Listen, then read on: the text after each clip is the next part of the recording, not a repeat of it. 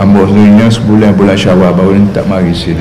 Musuh dan doktor nasihat ni supaya bergiat adalah tangan dia. Hari ni pun apa mari ni sebagai nak sambung cerita lama, iaitu kuliah kita di tiap-tiap hari Jumaat yang kita mula di Tanah Melayu di Malaysia ni. Kita di Kelantan memulakan medan ilmu di tengah jalan raya. Biasa kita buat di masjid. Waktu mula-mula hari tu kita buat Masjid Muhammadi pada Jumaat. Bila UMNO pegang Kelantan, dia tak beri yang mengaji di masjid. Tahun berapa tu, belum pada tahun 90.